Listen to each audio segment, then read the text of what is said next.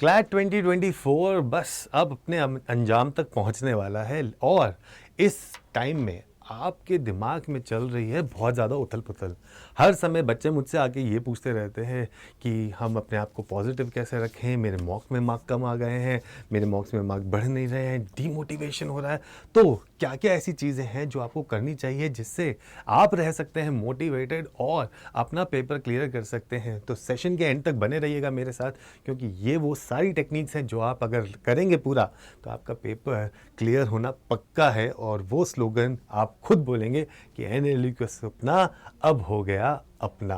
तो पहली चीज़ हम देखते हैं कि बच्चा इस समय कौन सी प्रॉब्लम से मैं कहता हूँ कि इस वक्त उसके दिमाग में चल रही होती है। तो अगर मैं सीधी सीधी बात करूँ, बच्चे के दिमाग में इस वक्त सबसे बड़ी प्रॉब्लम होती है मॉक्स में स्कोर। मेरा मॉक्स में स्कोर नहीं आ रहा, जिसकी वजह से मैं बहुत ज़्यादा डीमोटिवेटेड हो चुका हूँ और मुझसे नहीं पता चलता कि मुझसे होगा या नहीं होगा। इस वजह से मेरे पास बहुत ज़्यादा एंजाइटी है, मेरे पास बहुत ज़्यादा स्ट्रेस है। ठीक है, मेरे को दूसरी प्रॉब्लम होती है टाइम मैनेजमेंट की। ठीक है, मेरे नंबर ऑफ़ अटेम्प्ट्स पूरे नहीं हो पा रहे, क्या करूं, कैसे करूं। और फिर आ जाती है कंपैरिजन की तलवार। ठीक है, तो ये जो तलवार आपके ऊपर डोलती रहती है हमेशा कि कंपैरिजन, ये क्या होता है भाई, मेरे दोस्त ने ये कर लिया, मैंने ये नहीं किया, अब क्या करूं, कैसे करूं। ये सारी चीज़ों से डील करते करते आपको डीमोटिवेशन होना लाजमी है। मैं मानता हूँ इस बात को। पूरे साल भर या पूरा जो आपने सपना देखा है इस पेपर को क्लियर करने का, उस पेपर को क्लियर करने के लिए जो आपने पूरी मेहनत लगाई है, आखिरी के दिनों में जब आप ये सारी चीज़ें देखते हैं कि मेरा स्कोर 50 या 60 से ऊपर नहीं जा रहा है, तो मैं क्या करूं। मुझे एंजाइटी हो रही है, मुझे स्ट्रेस हो रहा है, मुझसे टाइम मैनेज नहीं हो रहा है, मुझसे कंसंट्रेशन नहीं हो पाती। मैं पेपर देने बैठता हूँ या बैठती हूँ तो चीज़ें मेरे साथ हट जाती हैं, तो क्या करूँ मैं। तो उसके लिए कोई तो कुछ बता दो। तो उसी के लिए मैं आया हूँ, आपका दोस्त आशीष गर्ग और आपके आशु भैया उर्फ हैप्पी सर, जो आपके लिए बताने आए हैं कुछ चीज़ें आपको कि आप क्या कर सकते हो। तो पहली चीज़ जो आपको सबसे करनी चाहिए इस पॉजिटिव इमेजरी। देखिए, कोई ज़रूरी नहीं है ऐसा कि अगर आपसे एक पेपर नहीं हुआ या एक मॉक में अगर अच्छा नहीं गया तो आपकी पूरी प्रिपरेशन ही ख़राब हो गई। वो क्या होता है, जब आप बार बार अपने दिमाग में एक ही चीज़ के बारे में सोचते रहते हो और वो भी नेगेटिव चीज़ों के बारे में सोचते रहते हो, तो कहीं ना कहीं आपकी प्रिपरेशन पीछे रह जाती है और छूट जाती है। तो इसलिए हमेशा कोशिश करो कि बैठो थोड़ी देर, sit down, calm yourself and think about a positive imagery। आप कुछ अच्छा सोचोगे, कुछ ऐसी चीज़ सोचोगे कि हाँ, I am walking through the gates of से NLU बैंगलोर, राइट। ऐसा कुछ सोचो, ऐसा कुछ पॉजिटिव सोचोगे तो आपका पॉजिटिव फ्रेम ऑफ माइंड भी बनेगा।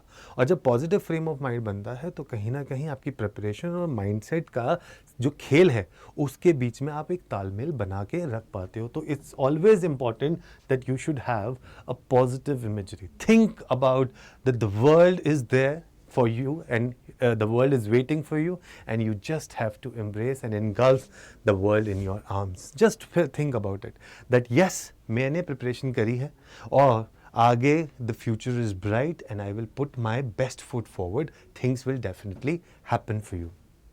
अगली चीज़ जो आपको देखनी है बच्चा इज़ बेस्ट परफॉर्मेंस। आप हमेशा, क्यों हम हमेशा उस चीज़ को याद रखते हैं, उस एक मॉक को या दो मॉक को याद रखते हैं जो मेरा ख़राब चला गया। कोई बात नहीं यार, उस दिन ख़राब चला गया, हमने क्या याद रखा, हमें अपनी बेस्ट परफॉर्मेंस याद रखनी है। हमें उस दिन को याद रखना है कि जिस दिन मैंने अच्छा स्कोर किया था, उसको तो कोई याद नहीं रखता। अभी इंडिया के साथ क्या हुआ, इंडिया ने 10 मैच लगातार जीते, फाइनल डे उनका दिन ख़राब हो गया और वो हार गए। तो क्या वो ख़राब इंसान हो गए, क्या वो एक ख़राब टीम हो गई? नहीं, ऐसा बिल्कुल नहीं है। उन्होंने पूरा अच्छे से करा, 10 गेम खेले तो 10 गेम भी तो अपने उसी टीम के बलबूते पे जीते हैं या नहीं जीते हैं। तो आप भी अपनी बेस्ट परफॉर्मेंस को याद रखिए। Remember that you have done it, you will be doing it, and you will achieve whatever you want to achieve, and you have set goals for yourself। So don't worry about what has happened in one mock or 2 mocks if you have not scored well, but your understanding, your preparation is of top notch. So वो चीज़ें आपको definitely याद रखनी है. So think about that best performance and think about those people who have applauded और जिन्होंने आपकी तारीफ करी है कि yes यार यही तो वो बच्चा है जिसके जैसा तुझे बनना है, देख कितना अच्छा करके आया था ये. तो वही सब चीज़ें याद रखिए और आपके धीरे धीरे देखोगे चीज़ें आपके लिए बेहतर से बेहतरीन हो जाएंगी. अगला चीज़ जो आपको ध्यान में देनी है इज़ योर प्रिपरेशन. अपनी प्रिपरेशन पे इतना विश्वास रखो कि जो आपने प्रिपेयर किया है वो अच्छा किया है. Do not try to think and get bogged down by anybody else's performance, anybody else's preparation. आपने जो प्रिपरेशन करी है अच्छी करी है ना. कोई बात बताओ, जब आप किसी चीज़ के लिए तैयारी करते हो या कुछ चीज़ करते हो तो आप अपने लिए तो अपनी तरफ से बेस्ट ही देते हो ना. आप तो कभी नहीं सोचते ना यार चल मीडियोकर कर देता हूँ कोई बात नहीं. आप हमेशा अपनी तरफ से बेस्ट करने की कोशिश करते हो और जब आप बेस्ट करने की कोशिश करते हो तो रिजल्ट्स भी आएंगे. देखिए रिजल्ट्स पे आपका जोर एक हद तक चलता है, पूरी तरीके से तो नहीं चलता है ना, लेकिन आपने अपनी तरफ से जो काम करा है उससे सेटिस्फैक्शन तो मिलेगा. यस मैंने करा है. तो अपनी प्रिपरेशन पे ध्यान दीजिए rather than waiting for other people. So अपनी प्रिपरेशन पे ध्यान दो. मैंने क्या किया है, मुझे क्या करना था, मेरे को जो मेरे टीचर्स ने, मेरे जो मेंटोर्स थे उन्होंने जो जो चीज़ें बताई या जो मैंने अपने लिए एक सेट टारगेट्स करे थे, क्या मैंने वो पूरे कर लिए हैं. अगर हाँ तो बिल्कुल सही बात है, फिर तो कोई दिक्कत ही नहीं है. आराम से करिए उसको और आगे पहुंच जाइए, है ना. अपनी प्रिपरेशन पे ध्यान दो और विश्वास रखो. अगली चीज़ है फोकस ऑन यू. भाई जो अपनी प्रिपरेशन पे जब ध्यान देगा तो उसके बाद अपने ऊपर फोकस ऑटोमेटिकली हो जाएगा. किसी और से कंपेयर करके क्या होगा कि उसने तो 4 बुक्स कर ली, उसने तो ये कर लिया, क्या फ़र्क पड़ेगा उससे, आप बताओ. ये मेरी एक इंडिविजुअल जर्नी है. इंडिविजुअल जर्नी स्टार्ट करी थी मैंने, जब मैंने स्टार्ट करी तो मैं अकेला था, है ना. आपके साथ आप निरंतर बढ़ते गए और आपके साथ कारवां बनता गया. आपके पेरेंट्स थे आपके साथ में, फिर आपके कोलीग्स हुए, फिर आपके मेंटोर्स आए, उन्होंने बताया और धीरे धीरे लोग आपके साथ जुड़ते चले गए. लेकिन स्टार्ट तो आप ही ने किया था ना. सोचा आपने कि मुझे वहाँ तक पहुँचना है, उस गेट को जो ताला लगा हुआ है ना अभी उसको पेपर को क्लियर करके मुझे उसे चाबी से खोलना है और उस गेट के अंदर जाके अपनी पढ़ाई करनी है और अपना करियर आगे अच्छा सा बनाना है. सो कंपैरिजन से बिल्कुल दूर रहो बच्चों.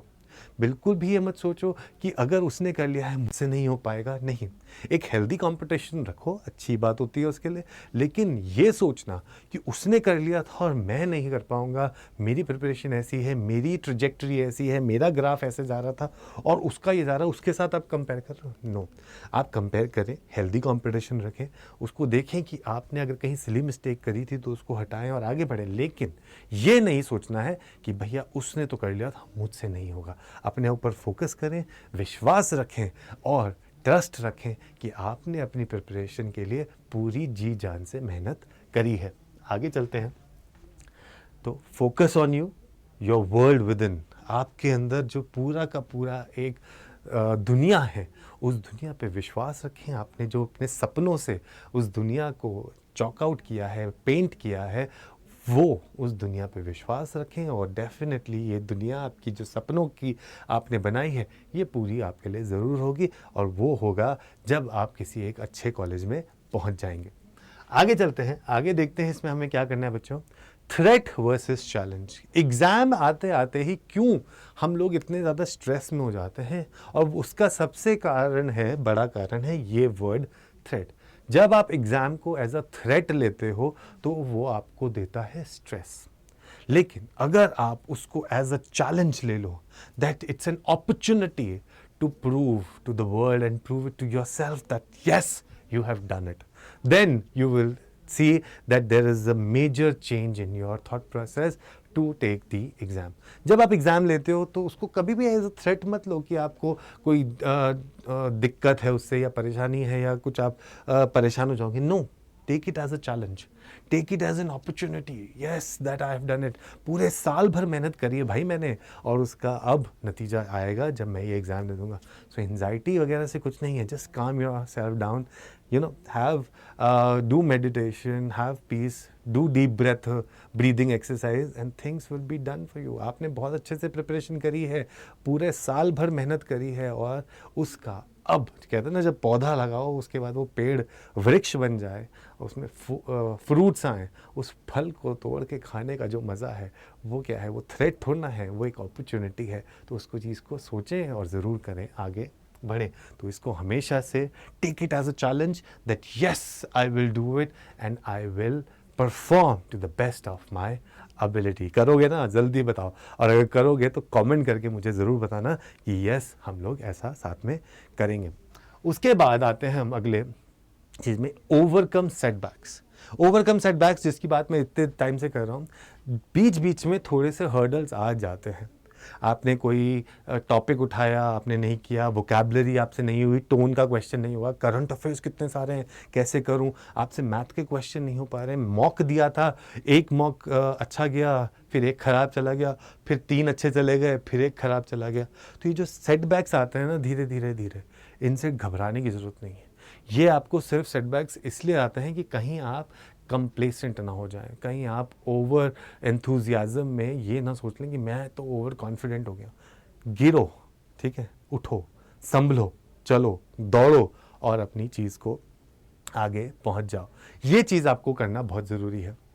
गिरते हर कोई है, हम भी गिरे हैं, हर कोई हमारे आसपास, हमारे टीचर्स भी गिरे थे, उन्होंने भी हमें ये समझाया था, गिरो, गिरकर लेकिन उठो, उठ के संभलो, संभल के चलो, और चल के फिर दौड़ो, और दौड़ कर अपने उस मुकाम तक पहुंच जाओ जो आपने अपने लिए सेट करा। ये सब चीज़ें अगर आप करेंगे तो बेटा आपके लिए चीज़ दूर नहीं है, बस चंद कदमों की दूरी है। अब हौसला नहीं हारना है, अब हमें वहाँ जाके उस एग्ज़ाम को फोड़ के आना है, राइट। सो कभी भी इस चीज़ से नहीं सोचो, ठीक है। सो ओवरकम सेटबैक्स, हमेशा ये सोचो कि मेरी गलती कहाँ हो गई, क्या था वो रीज़न जिसकी वजह से शायद ये मॉक में मेरे मार्क्स नहीं आए, या मुझसे वोकैबुलरी नहीं हो रही है, या फिर मैं कैसे अपने करंट अफेयर्स को करूँ। चीज़ों को देखो, चीज़ें हो जाएंगी। हर एग्ज़ाम जो आपका सेट होता है उसमें पेपर सेटर इतने क्वेश्चंस देता है आपको कि पेपर बच्चा निकाल ले, लेकिन पेपर निकलता क्यों नहीं है? क्योंकि कहीं ना कहीं हम हार मान जाते हैं और हम भूल जाते हैं कि हमने ये शुरुआत की क्यों थी। बस इतना सा याद रख लोगे तो चीज़ें आपके लिए अच्छे से हो जाएंगी। आगे चलते हैं, हम अगली चीज़ देखते हैं, गुड स्लीप। ये बहुत इंपॉर्टेंट है। ज़रूरी नहीं है बच्चों कि आप अपनी नींद को त्याग दें बिल्कुल और कहें नहीं मुझे तो सिर्फ 2 घंटे सोना है। नो, ये पेपर है कि एप्टीट्यूड पेपर है, यहाँ बड़े बड़े आंसर्स नहीं लिखने हैं, यहाँ पर आपको मार्क करना है, पढ़ना है, आंसर देखना है, मार्क करना है, आगे चलना है। तो इस पे एक स्ट्रैटेजी बनाइए, टाइम स्ट्रैटेजी बनाइए, देखिए कि किस तरीके से कौन सा सेक्शन पहले करेंगे फिर बाद में करेंगे, ये सब चीज़ें करें। तो उसके लिए एक शांत मन, एक शांत दिमाग जिसके अंदर कोई उथल पुथल ना हो उस फाइनल डे पे, तो ये बहुत ज़रूरी है। तो उसके लिए गुड स्लीप होना बहुत ज़रूरी है। तो you sleep like a baby, just sleep like a baby, have a complete sound sleep so that you wake up fresh and you have a fresh perspective, you have calmness, you have concentration, and you have that ability to conquer the paper. And once all this is done, trust me, you will sing with me, right? Abhi maza aayega bidu, right. तो yes, सो अभी मज़ा आएगा बीड़ू, और वो मज़ा कब आएगा?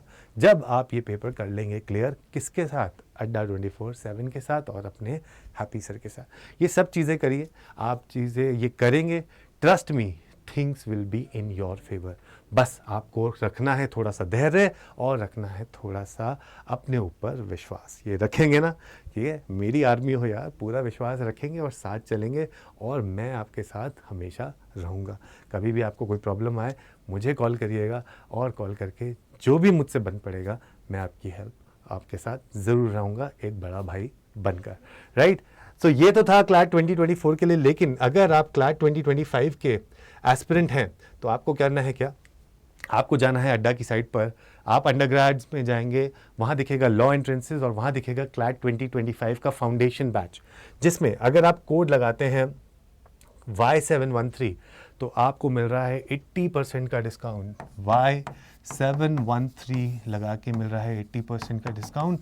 और अगर आप हमारी ऐप पे जाके लेते हैं तो एडिशनल 1% का डिस्काउंट मिलके ये मिल जाएगा 81% का बाय यूजिंग कॉइन्स। तो आप ये जाइए फटाफट से यूज़ करिए और ये बैच आपको मिल जाएगा 9,600 रुपीज़ ओनली फॉर क्लैट 2025। ये पूरा साल बिताइए हमारे साथ और अपने उस इरादे को करिए बुलंद जो कि है NLU का सपना अब होगा अपना, with your happy sir and अड्डा 24/7। Take care, bye bye.